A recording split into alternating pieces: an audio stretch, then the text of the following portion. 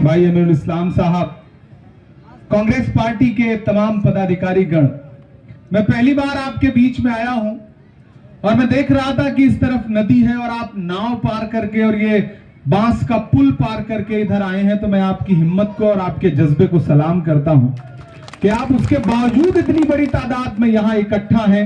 इससे पता चलता है कि कांग्रेस पार्टी के लिए, राहुल गांधी के लिए, गौरव गोगोई के लिए, रकीबुल हसन के लिए और वाजिद अली चौधरी साहब के लिए आपके दिल में कितनी मोहब्बत है। आप उस मोहब्बत की बुनियाद पर यहां आए।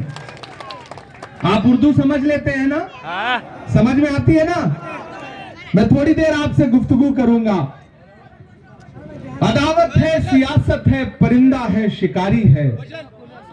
अदावत है, सियासत है, परिंदा है, शिकारी है, मगर इन सारी चीजों पर मोहब्बत अब भी भारी है। वीर सिंह जरवा वालों, ये इलेक्शन सिर्फ एक असेंबली का इलेक्शन नहीं है।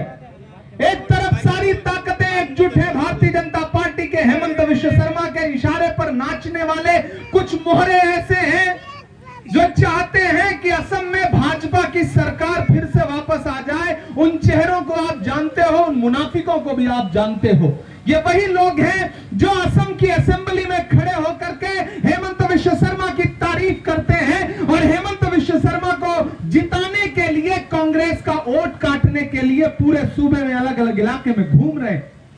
मैं केरल में था, केरल में चुनाव में रात में बेंगलोर से गुवाहाटी और अभी आपके बीच में आया।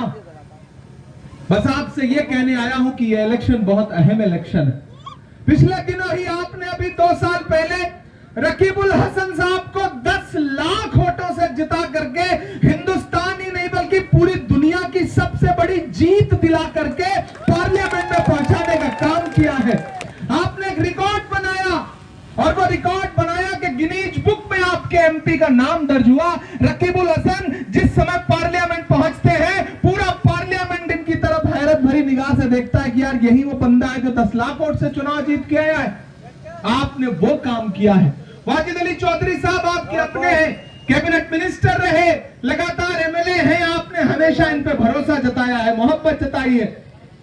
अभी इस बीच हुआ क्या है कि यूडीएफ के लोग चाहते हैं कि हेमंता से उनकी दोस्ती भी चलती रहे और असम में भाजपा की सरकार भी चलती रहे। इसीलिए आ करके ऐसे ऐसे बयान दे रहे हैं जिससे भाजपा को फायदा हो सके।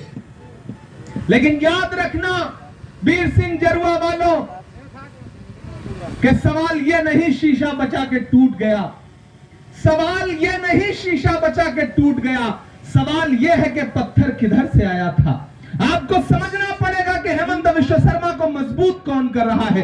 आपको समझना पड़ेगा कि जो पार्टी 15-20 सीटों पर लड़ रही है वो चीफ मिनिस्टर बनने की बात कैसे कर रही है, और बात कर रही है तो उसका मकसद क्या है। उसका मकसद है भाजपा को फायदा पहुंचाना।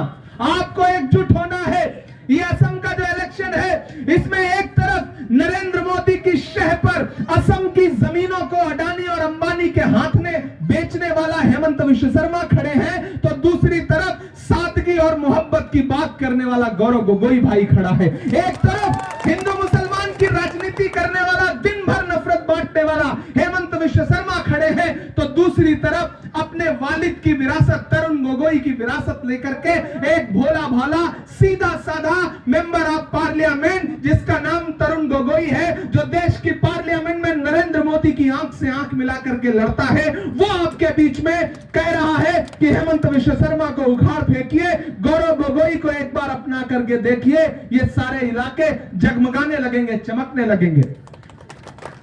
आपको पता है कि हेमंत विश्व शर्मा ने इस इलाके की हजारों बीघा जमीनें अंबानी को, अडानी को, पतंजलि को और धन्ना सेठों को बेच दिया। किसकी शह पर? नरेंद्र मोदी की शह पर। और ये बीच में आकर के कुछ लोग कह रहे हैं कि नहीं नहीं हमको जिताओ, हम चीफ मिनिस्टर बनेंगे। असम के साथियों, दिमाग से काम लो, होश से काम लो। ये आपके बीच में आए तो इनसे कह दो कि कलम न और न स्याही से बात करना है, कलम से और न स्याही से बात करना है, कलम से और ना सियाही से बात करना है, वजीर से ना और सिपाही से बात करना है। हमारे बीच में दरबारियों को मत भेजो, हमें तो जिल्ले इलाही से बात करना है। हमें भाजपा के खिलाफ हम लड़ाई लड़ रहे हैं। राहुल के खिलाफ लड़ रहा है। अगर कोई एक इंसान नरेंद्र मोदी की आंख से आंख मिला करके सवाल पूछने की जुर्रत रख रहा है तो उस इंसान का नाम राहुल गांधी है। मैं जानता हूं उस इंसान को, 4000 किलोमीटर कन्याकुमारी से कश्मीर तक पैदल चला वो इंसान, एक नारा लगाते हुए कि नफरत छोड़ो भारत जोड़ो, मुझे नफरत के बाजार में मोहब्बत की दुकान खोलनी है। मैं चला हूं राहुल गांधी के साथ। लोग मुझसे कहते थे कि इमरान आप शायर हैं, सांसद बाद में हैं, राहुल गांधी के साथ चल रहे हैं, क्या कहेंगे? तब मैं कहता था कि जो हर जालिम से टकराएगी वो आंधी बनाऊंगा, जो हर जालिम से टकराएगी वो आंधी बनाऊंगा। नए अंग्रेज आए हैं, नया गांधी बनाऊंगा।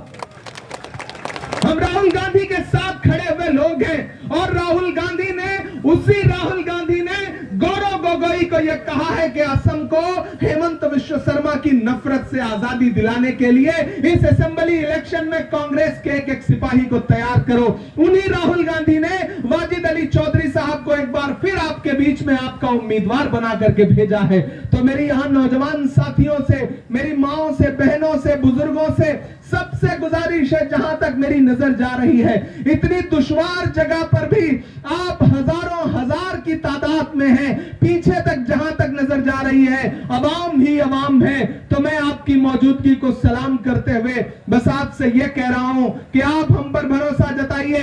आपने अपनी लड़ाई लड़ने के लिए लोकसभा में रकीबुल हसन को भेजा है, आप असेंबली में फिर से वाजिद अली चौधरी को भेजिए। देश की राज्यसभा में, देश की सबसे बड़ी पार्लियामेंट में आपका भाई इमरान प्रतापगढ़ी बैठा है। यहां असेंबली में आपके इस इलाके की लड़ाई असेंबली में वाजिद अली चौधरी लड़ेंगे, लोकसभा में रकीबुल हसन लड़ेंगे और राज्यसभा में इमरान प्रतापगढ़ी लड़ेगा। वाजिद भाई आप इधर आइए।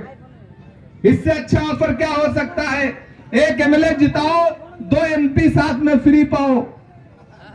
एक एमएलए जिताओ, एक लोकसभा का सांसद, एक राज्यसभा का सांसद। ये विधानसभा में आवाज उठाएंगे, रकीब भाई लोकसभा में उठाएंगे और इमरान प्रतापगढ़ी राज्यसभा में उठाएगा। मैं आपसे गुजारिश करता हूं, अपना एक एक हाथ उठाइए जहां भी है, सारे लोग, कोई भी हाथ नीचे नहीं रहना चाहिए। ये बताइए वाजिद भाई को कि आपकी खिदमत के बदले में ये वीर सिंह जरुआ के लोग आपको एक बार फिर एमएलए बना करके असेंबली पहुंचाएंगे और असम में गौरव गोगोई की सरकार बनाने का काम करेंगे। बनाएंगे ना? बनाएंगे ना? आवाज धीरे धीरे आ रही, और जोर आनी चाहिए। बनाएंगे ना? बनाएंगे ना?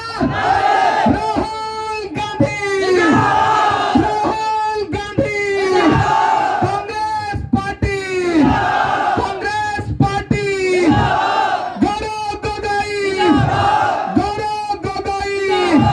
9 तारीख को अपने घर से बाहर निकलिए, 2 नंबर पे है आपका ईवीएम में, ईवीएम में 2 नंबर पर हाथ का पंजा, हाथ छाप, एक एक वोट हाथ के पंजे पर दे करके वाजिद अली चौधरी साहब जो आपके अपने हैं, सीनियर हैं, बुजुर्ग हमारे बड़े हैं, इनको जिता करके असेंबली पहुंचाने का काम करिए। इंशाल्लाह आपका शुक्रिया अदा करने के लिए फिर आपके बीच में आएंगे। आज हमें अगली सभाओं के लिए निकलना है तो आज आपसे इजाजत मांगते हैं, इंशाल्लाह फिर आपसे मुलाकात होगी। अच्छा शायरी भी सुनानी पड़ेगी? कहां सोया है